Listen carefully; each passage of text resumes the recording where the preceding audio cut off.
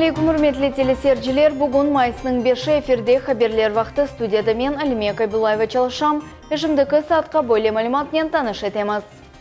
Русия Федерация Devlet Дума мебусы Руслан Бальбек Акмечей қасабасының сакинлеріне ратсызлыға меселелер ақында сора берілді. Олар насыл чизілежек.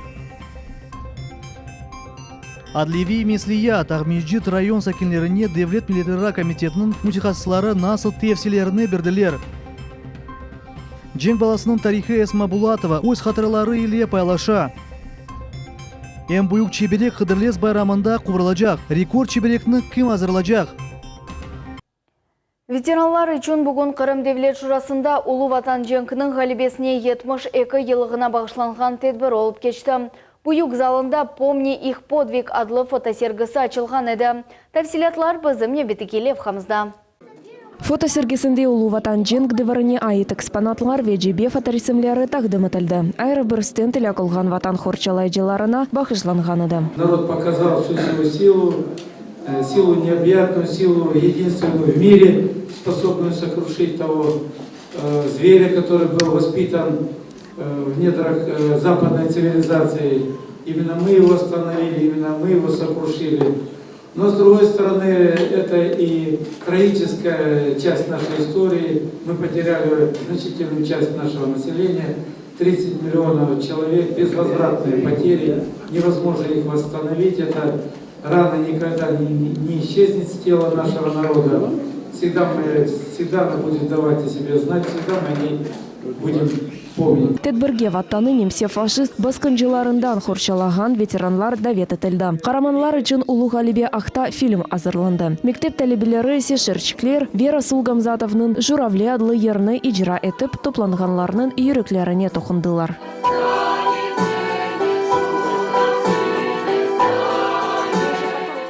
Тедбірінің сонында есе жесерлік көстерген эпосы ветеранларны тақдірленділер. Нариман Тарсинова, Дмитрий Низовой. Милет үшін. Қырым Жұмхуриет башы Сергей Аксенов Қарасу базар районының Шабан оба көйінде карантин көрсетілмесі бойынша емерім залады. Бүгін бұақта весиқа Қырым Акиметінің порталында ерлештірілді. Кейк домызларының қалымтылары тапылған ерде, яғни Қарасу базар районының Шабан оба көйі территориясында Африкан домыз тауын хасталығы бойынша сыңырланув, яғни карантин тедбірлер көрсетмек, деп yazıla emirdi. Rusya Federatsiya Devlet Duma mebусы Руслан Бальбек Акмечей қасабасының сакинлерінен көрішті. Тедбірінің мақсады ең кескін ерлі мәселелеріні ве қасабан кешафның yollarını музакире етмек. Көрішуде мұхбиріміз София Шукурова да болынды. Акмечей қасабасының тәшебішчелері Devlet Duma mebусының көрішіп, ондан қасабасының абаданлаштыруында ярдым сорадылар. Қырым татарлар топлу яшаған ерде балалар үшін ичбір мейданчық yok. Бұндан да ғары ең актуаль мәселелерден бірі бұл канализацион системасы сайыла. Здесь уже по всему поселку разведена вся канализационная сеть. Вот буквально осталось там 100 метров ее подключить, ну и, естественно, и прочистить существующие, которые коллекторы есть, они забили. 2012 сенесі құрылған жемінің весиқалары олмағаны себебінден мұнда газ ве ұшық кечірмек мүмкін дегіл. Оның үшін қыш мевсімінде инсанлар жемеде ұшуйлер. Здесь отопление стоит, вот батарея, она не работает, мы не можем подключиться к газу, потому что у нас нет вот этой земли. Ерлі сәкінлер айтқанына көре, бұл Ахмечетте Devlet тарафындан ресми оларақ айрылған қасабалардан бірідір. Оның үшін шымды сәкінлер абаданлаштыруда ярдым сорайлар. 27 yıldan beri meselemiz bu mahallenin meselesi çizgeni yoktur. Kanalizasyon meselesi mutlaka mühim. Çünkü yollardan çirkepler ağa o bizim Müslüman dinine göre karşıdır. O kelişmiyor bizge. Balarga şimdi oynama, evlenmeye yeri yoktur. Mına kuruculukta ya taşların üstünde ya blokların üstünde onlar da oynaylar. Allah göstermesin. Kaza bela bulmak mümkün. Ruslan İsmailovич'e müracaat ettik. O bu şeyler yapılmak gerek deyip mutlaka söz berdi, yardım etermendi. İnşallah inşanamız. Allah'a şükür mına bu günümüzge. Bu toprak bizim ballarga, bizim olacaklarımızga biz tırışamız ayırmaga. Ne için degende o balların biz bugün öğretsek dinge, terbiyaga, ular bizim albaracakları. Это наша надежда, деп нас bizim olacağımız, geleceğimiz. Bizler mına tırışamız, mına bu toprağın şunda bakça, balların bakça, hanedayın bir ayırmağa, mıda hem futbolный площадкасы olacak kısmet olsa, sport zalı olacak kısmet olsa, şaşnıçın şahmatlı klubu olacak, ayrı klubları olacak kısmet olsa. Mına bu camın altında, mına bakınız, mına bu camda kurula, bu camın altında aslet mına bu bakçalarga yer kaldırdık. Bugün sağ olsun Ruslan İsmail ozu geldi, bu topraklarını korudu. Yüreğimizin koterdi degendayin kol tutacak, bizge yardım edecek. Mına bu toprakların ballarga ayırmak için. Devlet Duma mevzusu Ruslan Balbek haydetkеніне көре 2017 senenin dekabr ayınaca federal maksadlı programa çerçevesinde kanalizasiya meselesi bütünlüğü çözülecek. Kalgan sualler boyunca kasabага çeşit müesseselerden комиссия келecek. Будем помогать, будем, естественно, разгребать весь этот ввоз накопившихся проблем, потому что на самом деле поселками компактного проживания вот четверть века никто не занимался. Задача сегодня местной власти, муниципальной власти привести в соответствие, так, чтобы никаких конфликтов в сфере земельных отношений не было. Я думаю, до 12 мая мы будем понимать картину, и по выезду комиссионно на территорию массива Ахмечеть представителей разных служб и ведомств для определения объема бедствий и решения каких-то вопросов. İki ceminin vesikalarını elde etmek boyunca mebus yardım gösteririm dedi. Bundan da gayrı o ibadethane koruculuğu için sponsorlarını tapmağa vaat etti.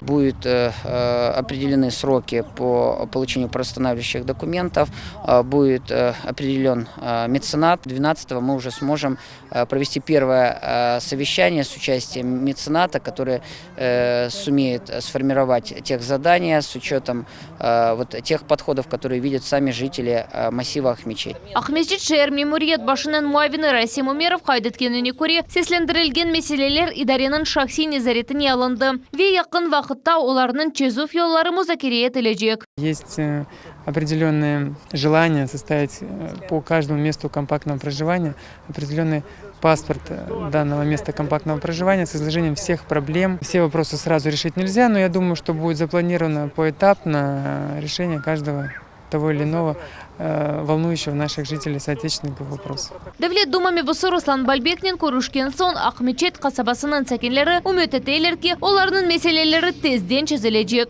Safiye Şukurova, Edem İsmailov, Millet üçün. Ақярның топрақ незареті идаресінің мудир muavini бұйы хабар алув қабаты бойынша яқаланды. Бұақта Ақяр бойынша Русия Федерация Тақиқат комитетінің матбуат қызметі хабар етті. Идареде қайдетілгеніне көре 2015 сене язда Мемур Качинский тупик соқағында оның адамлары тешкеру кечірілежеклері ақта білді. Дамарта сайбы шақси евні тіклегенде құрыжылық нормаларыны бозған. Бұндан сон идаренің мудир muavini Дамарта сайбының менфаатыны қорчалаған адлежиге Дамарта сайбынден 1 миллион рубле алмаға тепсе етті.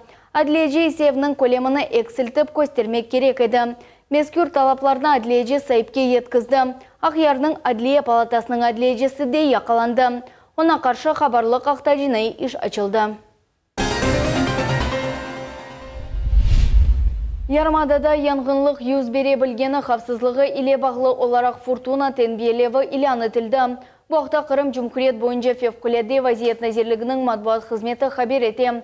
Bunun beraber kurtarıcılar hatırlatalar ki, bu vakit ormanlarda ateş ve mangal işletilmesi yasak etili. Güneşte cam parçalarını kaldırmak ve otlarını yakmağa mümkün değil. Devlet Milletler Ara Gражданлары Комитетінің мутихасыслары Ахмечет район мемориятында vatandaşlarımız için небетеке adliye mesliyatını geçirdiler. Көршівде Русия Федерациясының гражданлығы ақта суал ең мұйым еді. Тәфсилатлы небетекелі қамызда. Меслиятлар ичтимаи укукы лейха черчевесінде өткерілі. Бүгін эпосы мұрачатлар Русия Федерация гражданлығы алынуы еле бағлы еді. Алимовлар айлесі 2015 сенесі Қырымға авдет олынды. Ахмечет районының Мамақ көйінде киралық evde чағына етмеген 2 бала еле яшайлар. Гражданлықлары олмағаны себебінден бір sıra ичтимаи хизметлер еле құланып оламайлар. Мы надеемся на то, что получим все-таки гражданство. Потому что у дочери уже заканчивается паспорт. Ей делали в 3 месяца в Узбекистане. В 2 года заканчивается паспорт в июле месяце. Будем надеяться, что получим гражданство или вид на жительство, что-нибудь, чтобы находиться здесь легально уже. Адлия консультация сақ Межит районының сәкинлері үшін кечірілгеніне бақмадан башқа шерлерден келген ватандашларымыз да болынды. Ленур Абдулаев кефеден келді. Ось меселесіні Чезув yolunu araştырып қабулға келді. Госкомнат стараются люди. Я ни разу ни от одного, ни от второго отказа не было. Все четко. Все идет четко. Надежда есть. Елена Николаиди Урум, оның эчдатлары башқа халқлар кебі Қырымдан сүргін етілген еділер. О Өзбекистанда яшады. Шымды есе эчдатларының топрағына қайтмаға істей. Бұ сененің февраль айындан берлі 7 яшлы оғлы иле Ахмеджитте яшай. Омыр арқадашы иле топрағда мартасыны сатын алдылар. Русия гражданлығы олмағаны меселесінден ғайры оқ қартбабасының адына реабилитация ақта справка алмақ үшін текрар соратма yolлап оламай. Қадын қартбабасы иле сойлығыны таздықлап оламай. 2001-2003 годах греков всех с Узбекистана забирали в Грецию, и мы все оформляли, переводили все свои документы. Получилось так, что у нас сохранились по полпечати вот эти. Меня отказываются здесь нотариально просто заверить копию документа. Из-за этих полупечати. Елена Николаиди тариф еттікі. Девлет милетлер комитетінің хадимлері бұ меселені чезмеге ярдым етежеклеріні вадды еттілер. Мои документы проверят, найдут нотариуса, и документы спокойно, с совестью, как говорится, с честью отправят в Башкирию, как положено. Ерлі сәкинлерінің сөзлеріне көре, адлейджелерінің жеваплары яшайыш меселелерінің чезілуф yollarını тапмаға ярдым етелер. Девамлы огренілмек керек олған суаллер істе Девлет милетлер ара мұнасебетлері комитетінде чезілежек. Мы ответили на все необходимые вопросы, объяснили людям, что нужно необходимо делать, какие документы при себе нужно иметь и какие документы при получении правоуправляющей процедуры вида на жительство нужно получить. То есть это справка о реабилитации и действующий национальный паспорт гражданина, откуда он приехал. Хатырлатамыз, апрелінің 18-інде президент Владимир Путин Русия Федерацияда четтел гражданларының ұқуқи вазиеті ақында федераль қанун имзалады. Весиқаға бинаен имтиязлар или гражданлар өзлеріне емді оларының сояқрабасы құланыла біле. Бөйле ликнен реабилитирленген гражданлар ватанға қайтып Русия Федерация гражданлығыны елді ете білелер. Қанун лейханын мөйлифлерінден бірі Девлет Дума мебусы Руслан Бальбек Сайла. Айша Шулакова, Дмитрий Низовой, Миллет Ичун.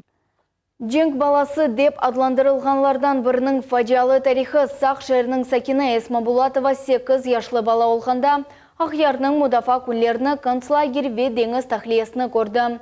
Бұларны эпсіні қадын көз яшлар иле хатырлай. Женг девірі венесілі баласының тақдиры ақында Фериде Халикова девам ете. Эсмабулатова 1933 сенесі октябрьнан 11 күні доғды. Улы ватан женкі башлаганда Эсма ханым 8 яшлы бала еді. Ахяр насыл патлағаныны обугунге же хатырлай. Мама выйдет и говорит: город весь сгорел, пожарище. Там были такие руины, мы так нагинались, и вода с-под земли. И вот выйдем мы на Северной, смотрим, город весь горит. Так, ой, панорама горит, вот там вот этот год, этот горит, это. А Северную всю разбомбили. Эсма ханым айтқанына көре, Ахяр семасы окунлерде ешбір вақыт темыс олмайды. Фашистлер тоқтамай ұжум етейділер. Адамлар сағанақларда бұлындылар, окоплар қаздылар. Сонра есе қоршаланмақ үшін қобаларны да қазы башладылар. Ахяр фашистлер иле запт етілген вақытта Айленің бабасы Зиядин Булатов белгісіз ғайып олды. Эсма ханым анасынен бабасы сағмы йоқмы деп білмегенлерні хатырлай. Ләкин вақыт кечкен сон бабасы Ахмеджит районын Красный совхозында арби эсерлер концлагерінде тапылды. О сақ қалған. Папа защищал Севастополь до последнего дня. Хоть потом ему это не сказали, архивы сгорели, на пенсию пошел, никто не подтвердил. Но папа не унывал, он еще работал, он на катерках продукты возил. Мы его теряли, мы его неделями, месяцами не видели. 44 сенесі майыста немселер Ахяр сәкенлеріні Романиядан тәхлие еттілер. Сонра Алманияға Дортмунд шәрінің 127 лагеріне йоладылар. Баржаға Эсма ханымның қорынтасыны да екледілер. О хатырлай ки Алманияда ағыр санайы муэсиселері, заводлар ве шахталар чоқ еді. Геже күндіз çalışмаға мечбур еділер. Нас вывезли в Германию. Отступают уже фашисты, да? Погрузили ночью нас в Балиндеры. Сначала привезли морзавод. Вот в эту штольню нас загнали. Скользкий пол. Бомбят постоянно. А ночью погрузили 12 пароходов, женщин и детей. Ни одного мужчины не было. Даже бабушку одну на носилках занесли. 2-3 семьи пробовались убежать. Всех, как дали очередь, уложили тут же, на глазах у всех. Я до сих пор помню. Уағыр деверде тек ана балаларның yüklерін алайды. Илериде әрше яхшы ол жағына умю ташлайды. В наш пароход попала бомба. Хорошо, что мы на хвосте сидели. Вся наша семья осталась живая. Но папы не было. Папу мы в Севастополе потеряли. Мы не знали, где он, что он. А мама нас успокаивала. Никогда свои слезы нам не показывала. И говорила, мына Құран мен янымда балалар, қорқмаңыз, бізге бір шейчик болмас деді, так уверенно. Ана бізге Алла ярдымчы олыр. Ана түшінмеңіз, бабаң да тапармыз. Вот такая у нас была сильная мама. Дешетлі женг еларда башларындан чоқ ағырлық кечкен сон, Эсма Булатованың хорантасы бұтын хырымтатар халқы кібі да бір сынавдан кечті. Бұл сүргінлік еді. Мы ходили вот по этим землям свеклу красную. Я до сих пор эту свеклу не могу сейчас видеть. Мы там полгода сидели, эту свеклу красную кушали. А потом стали хлеб давать по 300 грамм. В один дом загнали нас, татар. Я говорю, с одной каторги, с одного концлагеря в другой концлагерь. Эсма ханымның хорантасы Ташкентке түшті. Біраз сонра Бухара шеріне йоланылды. Қадын бұтын өмір ватанға қайтмағақта арзу етті. Витек 1999 сене Эсма Булатова Қырымға қайты. Шымды оссақ шерінде яшай. Она фашист концлагерінің сабық есірі оларақ квартира берілді. Эсма ханым өз ғайретіні, ереде күчіні ве бойсунмамақ қабилетіні сақлап қалды. Тынч ана ватан топрағында яшымақ бұл бұйық бақтыр деп итираф ете Эсма ханым. Ферида Халикова, Алишер Алимов, Милет үшін. Бу авто Кырым Жумхуриетнің нақлие назерлігі мазынка кой шурасы иле бераберлікте Ахмеджит Керич йолу бою күтлеви темізлевні тешкіл әттілер. Бұндан ғайры Мирная қасабасында Красный концлагерь территориясында йол қайт әтілуі бойынша ішлер кечірілді. Бұл ішлер 9 майыс арфесінде әмде яз мевсіміне азырлану себебі иле кечірілі. Сарайлы хыят көйінде горизонталь сызықлар яңылаштырылығы бойынша ғайрыдан тамир ишлері кечірілді. Бұл ел ишлері учкошелер толдырылығы, пиадеке кечетлері ве парковкалар белгінілігі. Линейную разметку мы отрисовали за 1 день, и ручная работа 1 день занимает. Вместе с подготовкой, то есть это прометание покрытия, полностью подготовка покрытия. Так что, в принципе, 1 день, и будет все отрисовано до выезда из Мирного. Бойлекабы ишлеріні Алушта Ялта yolunun 725 километрде Айданил көйінде кечірділер. Сызықларыны мұнда бір автодан эвел чыздылар. Шымды есе оқ ишаретлеріні чызалар. Сейчас производятся дорожные работы для нанесения дорожной разметки. Вот сзади нас находится шеврон, разметка 1.16.1. Крымавтодор адлы идаресінің баш мойындесі Анатолий Васильченко тариф етті ки, мойесесінің хадемлерінен берабер кележекте Хурлажақ Таврида yolunun план ишлеріне музакере еттілер. Махсус техника ярдымы ile бұтын ерінің чөплігіні жейділар. За филиалом закреплено 200 километров автомобильной дороги. Значит, на всех направлениях, это Симферополь-Феодосия, Симферополь-Евпатория, Симферополь-Алушта, на всех направлениях ведутся параллельные работы. Бу территорияны темізлемек üçün Мазынка койының ерлі сакенлері Векрым автодорының тахминен 20 хадимы желп етілді. Мазынка кой шурасының рейсі Надежда Заинчковская да жиыштырывда иштирах етті. Охайт етті ки ерлі сакенлер территория теміз олсын üçün әллерінден келгенini япалар. Вы знаете, у нас регулярно проходят субботники. Только в апреле их прошло более 7 субботников. Мы убрали всю центральную часть дороги по нашим 5 селам. Это Мазанка, Красновка, Лесноселье, Опушки и в Соловьевку. Поэтому, да, мы еще убирали детские площадки. Мы убирали проезды, проходы, переулки между улицами. В общем, это у нас в системе проходит. Активизируемся, естественно, в апреле. Араба yollar идаресінің мудирі Геннадий Рыжков білдірді ки, бойлекібі талақларны олар сықча кечірмеге планыштыралар. О емді Қырым сакенлері мескен ерлерде темізлекке дехат айырмаға чағырды. Очень много было сделано в рамках проводимого субботника накануне 1 мая. За это хочется поблагодарить все принимающие участие муниципальное образование, потому что на самом деле, если заметно, то наши дороги стали гораздо чище. Талаха иштиракчылар ярымадамыздын эпосы сакинлерine etraftaki muhitni хорчалamaga чакыралар. Чөнки Кырым бызым умуми эвimiz. Мухаммед Зикриев, Лилия Виджат, Мухаммед Нестуров, миллет үчүн. Dünyada en büyük çibirek kavrulması için endi en büyük tava hazır hatırlatamız. Onun dadını endi Cuma ertesi kunu Umum Kırım Kocaman Hıdırlez Bayramı kaydetliği çerçevesinde aşağı bakmak mümkün olacak. Bu aş Rusya Federatsiya Devlet Duma mebusu Ruslan Balbek ve Kırım Tatar İnkişaf Cemaat Teşkilatının kol tutuvu ile yapılacak. Rekord çibereknin pişirilüğü nasıl geçeceği haqta bizim televizyon takımımız sonra bildi.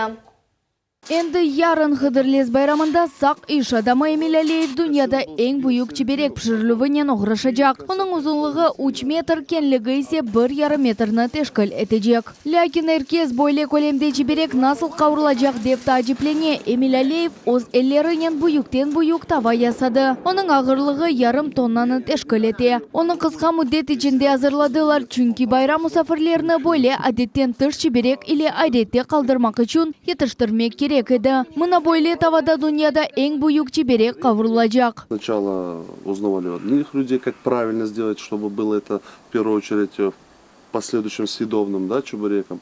Не только, чтобы он был как большой, чтобы он был еще съедобным. Вот. Ну и пришли к такому мнению, что только железом мы можем обойти эту ситуацию и с помощью соли и воды прокипятить это все дело и сделать это железо пищевым, чтобы все железо вышло вот с поверхности. Затем, соответственно, мы расколем это 5 литрами масла полностью до полного высушивания сковороды. Затем, как сказать, такой фритюр, он будет готов к применению вот нашей задуманной цели. Rekord çiberek pişirilmesi için 350 litre yağ, 50 kiloluk 2 çuval un ve 20 kilo et gerek olacak. Emil Aliyev hem de böyle kolemdeki çiberek nasıl yayılacağı da tarif etti. Под вечер поедем брать ламинированное ДСП, чтобы поверхность была идеально гладкая. Вот. Будем, размеры его будут 6×5. Вот. Чтобы раскатать это тесто, большой каталах. Вот. И будем пробовать. В принципе, я знаю, что должно получиться.